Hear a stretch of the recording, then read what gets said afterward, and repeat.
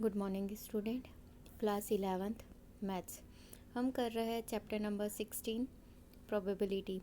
आज इस वीडियो में हम सॉल्व करेंगे 16.3 एक्सरसाइज का question number second and question number third. Question number second आपके पास गिवन है, अ कॉइन इज टॉस ट्वाइस। मतलब एक कॉइन को कितनी बार टॉस करना है? 2 times. What is the probability that at least one tail occur. मतलब कम से कम एक प्रोबेबिलिटी आनी चाहिए। मोस्ट आईएमपी क्वेश्चन है, कई बार एग्जाम में पूछा जाता है, राइट। देखिए अब सॉल्यूशन हम करेंगे। Since either coin can turn up head और tail are the possible outcomes. मतलब जब आप एक कॉइन को टॉस करोगे तो डेफिनेटली आपके पास दो ही चॉइस है, या तो कॉइन पर हेड आएगा या फिर टेल आएगा। हम कितने कॉइन की बात कर रहे हैं? एक। आपने भी अगर कॉइन को टॉस करा होगा तो जैसे हिंदी में बोलते ना चट और पट, इट मीन्स हेड और टेल। दो ही आउटकम्स हमें मिलेंगे एक कॉइन के लिए। लेकिन जैसे ही हम दो कॉइन को एक साथ टॉस करते हैं तो हमारे पास पॉसिबल कंडीशन कितनी हो जाएगी? एक कॉइन की 2 है तो दूसरे कॉइन की 2 इंटू 2 कितनी हो गई? टोटल 4। तो देखिए here coin is tossed, then sample space is, sample space क्या हो जाए? या तो हो सकता है दोनों टेल आ जाए, या हो सकता है दोनों हेड आ जाए, या पहला वाला कॉइन अगर टेल आएगा तो दूसरा हेड आ सकता है, या पहला वाला हेड आ जाए तो दूसरा टेल। इसके अलावा और भी कोई कंडीशन नहीं बनती है दो कॉइन के लिए, right. Number of total case कितने हैं? टोटल 4। मतलब हम यहाँ बोल सकते हैं number of possible outcomes n of S equals to 4। कैसे आए? ये वाली कंडीशन को काउंट करके 1 2 3 4, राइट। इन सभी को काउंट करके हमारे पास आउटकम्स कितने हैं? 4 है। अब हमारे पास इवेंट केस क्या बोला? एटलीस्ट वन टेल, मतलब कम से कम एक हो। तो कम से कम एक के लिए कितना सिंपल स्पेस हो जाएगा? देखिए इसके लिए कंडीशन कम से कम एक टेल हो। यहाँ पे दोनों टेल है, मेरे को तो एक ही चाहिए, दो है चलेगा। दोनों हेड है, ये चाहिए क्या? नहीं। इसमें एक टेल है, हाँ टेल और हेड। फिर हेड और टेल, हेड और टेल, ये 3 केस है जिसमें कम से कम एक टेल है। तो ये टोटल कितने हो गए? N of A equals to कितने हो गए? 3। आप काउंट करो 1 2 3, 3 हो गए, राइट। तो यहाँ पे आउटकम्स कितने हो गए? 3। तो इवेंट केस के लिए क्या हो जाएगा formula? Probability equals to number of outcomes favourable to event divided by total number of possible outcome. P of A equals to N of A upon में एन ऑफ एस। तो P of n of A कितना है? 3 और N of S कितना है? 4। ये क्या हो गया इस क्वेश्चन के लिए हमारे लिए answer. Now the next question आपके पास है question number 3। A die is throw, find the probability following event. अब एक डाई को आपको थ्रो करना है और अलग अलग क्या करना है? प्रोबेबिलिटी फाइंड करना है। तो सबसे पहले डाई के लिए आपके पास टोटल केस कितने होते हैं? 1 2 3 4 5 6 ये होते हैं। देखिए solution, let us assume that 1 2 3 4 5 6 are the possible outcomes when the die is throw. I think आपको सैम्पल स्पेस सबको बनाते आती है डाई की। तो एस इक्वल्स टू कितना हो गया आपके पास?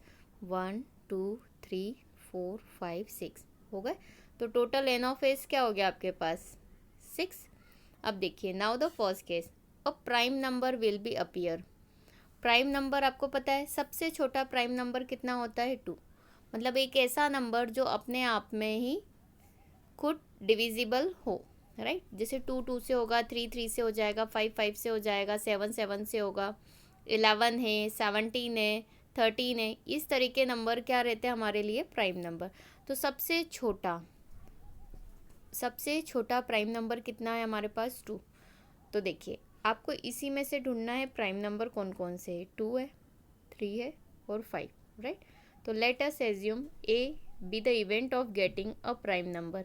क्या है? 2 3 5। ये ए सेट हो गया। अब इसको काउंट कर लो ए सेट में कितने हैं। तो n of A equals to देखिए 1 2 3, 3 एलिमेंट है तो ये 3 हो गया। अब प्रोबेबिलिटी के लिए फॉर्मूला क्या होता है हमारे पास, probability equals to number of outcomes favourable to event divided by total number of possible outcomes. It means P of A equals to N of A upon में एन ऑफ एस। तो देखिए N of A कितना है 3 और N of S क्या है divided by 6, it means 1/2। हमारे लिए क्या हो गया ये 1/2 इस केस के लिए answer. Now the second case. Second case में उन्होंने क्या बोला है, a number greater than or equal to 3 will appear. Equal भी बोला है मतलब 3 भी ले सकते हो, ग्रेटर देन मतलब 3 से बड़े, कहाँ तक, ओनली 6 तक। तो देखिए सेकेंड केस हमने वापस से लिखा है, जो भी कंडीशन गिवन रहती है सबसे पहले हम वो नोट डाउन करते। क्या लिखा है, a number greater than or equal to 3 will appear.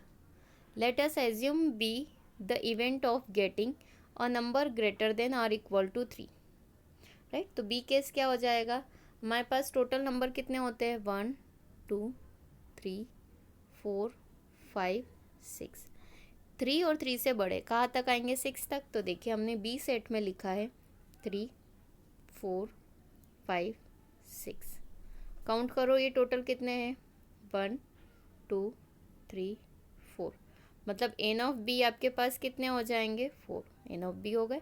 अब इसके लिए प्रोबेबिलिटी क्या हो जाएगी आपके पास, प्रोबेबिलिटी मतलब इवेंट केस के लिए number of outcomes favourable to event divided by number of total number of possible outcomes, right.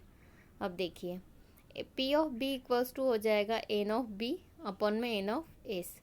तो एन ऑफ बी आपके पास कितना है, एन ऑफ बी मतलब 4 डिवाइडेड बाय टोटल नंबर कितना है 6, 4/6 किससे डिवाइड हो जाएगा, 2 2 जा 4 2 3 जा 6, कितना आ गया 2/3। और ये इस केस के लिए क्या हो गया answer. Now the next case number 3, a number less than or equal to 1 appear, 1 और 1 से छोटा।